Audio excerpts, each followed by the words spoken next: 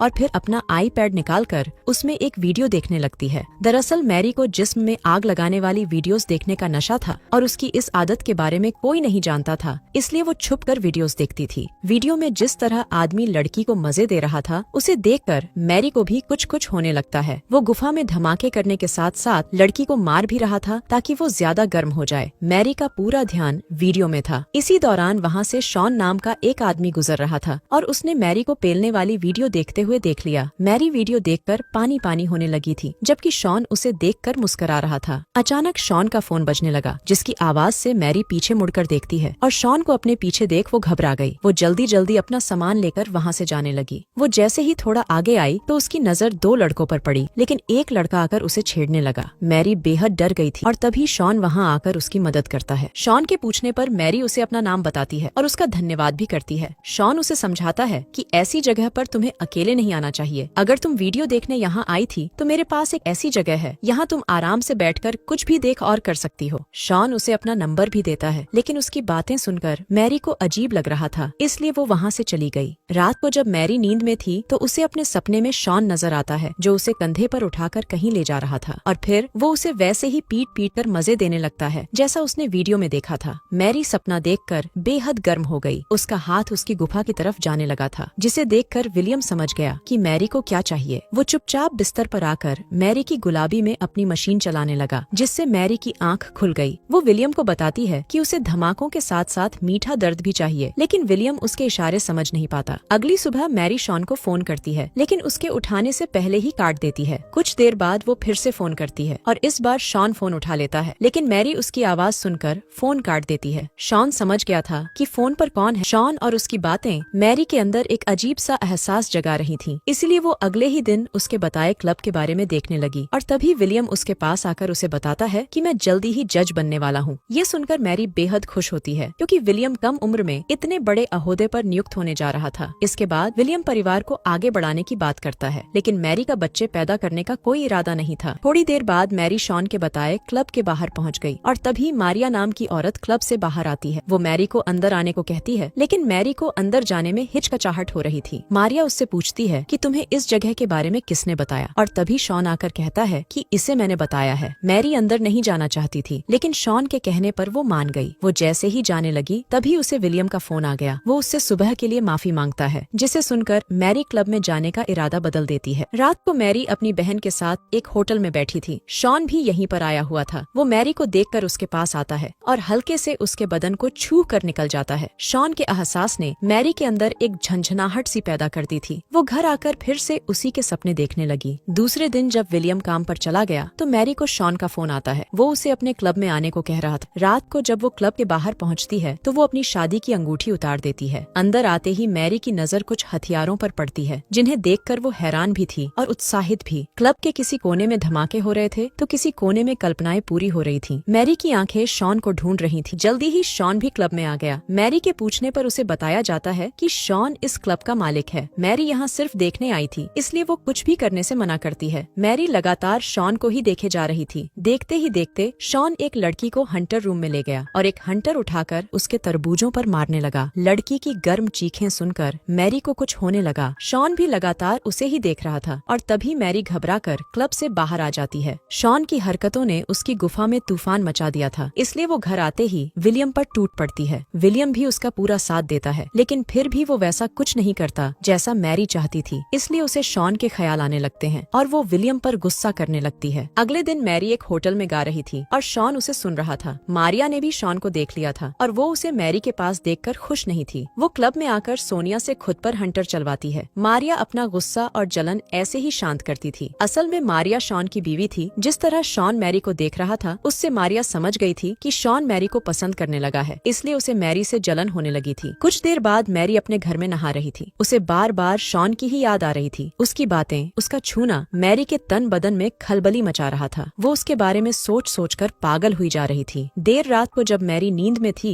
तो उसे शॉन का फोन आता है। वो बताता है कि कल हमारे क्लब में एक पार्टी है जिसमें सभी को स्कूल ड्रेस में आना है। मैरी को शॉन का आइडिया काफी अच्छा लगा, इसलिए वो उसकी पार्टी में जाने को मान गई। अब रात होते ही वो तैयार होकर शॉन के क्लब में आ गई। पहले पहले तो मैरी को यहाँ आकर बहुत बुरा लगता है, क्योंकि वो विलियम को धोखा नहीं देना चाहती थी। लेकिन जैसे ही उसकी नजर शॉन पर पड़ती है तो वो सब भूल जाती है। मैरी को देखकर शॉन भी समझ गया था कि उसे क्या चाहिए। वो मैरी के पास आकर उसे एक खास कमरे में ले आया। मारिया की नजर भी उन दोनों पर ही थी, लेकिन शॉन पर्दे बंद कर देता है, जिसे देखकर मारिया को जरा भी अच्छा नहीं लगता। मैरी घबरा रही थी, जबकि शॉन उसे खुश करने की तैयारी कर रहा था। वो पहले मैरी को एक टेबल पर लिटाता है और फिर उसके कपड़े ऊपर कर जोर जोर से थप्पड़ मारने लगता है। शॉन मैरी को वो खुशी दे रहा था जिसके लिए वो लंबे अरसे से तरस रही थी। देखते ही देखते उसकी आवाजें पूरे क्लब में गूंजने लगी, जिन्हें सुनकर मारिया बेचैन होने लगी। इसके बाद मैरी अपने घर आ गई, लेकिन घर आकर भी उसे शॉन के साथ बिताए पल ही याद आ रहे थे। वो बार बार अपनी पीठ को देखकर सुकून महसूस कर रही थी। कुछ दिनों बाद विलियम मैरी को बताता है कि मैं हमारी शादी की सालगिरह के दिन सभी को अपनी तरक्की के बारे में भी बताऊंगा। विलियम मैरी से बेहद प्यार करता था, इसलिए मैरी को बुरा लग रहा था। वो विलियम को बताना चाहती थी कि वो घर से बाहर क्या करती है और वो उससे क्या चाहती है, लेकिन विलियम उसकी बात की तरफ ध्यान नहीं देता। दूसरी तरफ शॉन अपने घर में था। यहाँ मारिया उससे कहती है कि तुम मैरी का कुछ ज्यादा ही ख्याल रख रहे हो, क्योंकि क्लब में बाकी लड़कियों के साथ तो तुम ऐसा बिल्कुल नहीं करते। शॉन उसे समझाते हुए कहता है कि ऐसा कुछ नहीं है, ये बस तुम्हारा बहम है। जबकि उधर मैरी ने शॉन से दूर रहने का फैसला कर लिया था। वो ना तो उसका फोन उठा रही थी और ना ही उसके मैसेज का जवाब दे रही थी। जल्दी ही वो दिन भी आ गया जिसका विलियम को इंतजार था। वो सभी को बताता है कि कैसे वो इतनी कम उम्र में एक वकील से जज बना। इसी बीच मैरी की नजर मारिया पर पड़ती है। मारिया बिन बुलाया मेहमान थी। वो मैरी को एक वीडियो भेजती है जिसे देखकर मैरी के होश उड़ गए थे। असल में जब शॉन मैरी को खुश कर रहा था, तब कमीनी मारिया ने उनकी वीडियो बना ली थी। मारिया मैरी को बाथरूम में बुलाकर उसे ब्लैकमेल करती है। मारिया उससे कहती है कि तुम मुझसे पूछे बिना कभी क्लब में नहीं आओगी। अगर तुमने ऐसा किया तो मैं ये वीडियो पूरे शहर को भेज दूंगी। उसकी बातें सुनकर मैरी का दिल तो कर रहा था कि वो अभी उसकी जान ले ले, लेकिन वो चाहकर भी ऐसा कर नहीं सकती थी। मारिया की बात मानकर वो फिर से अपने पति के पास आ गई।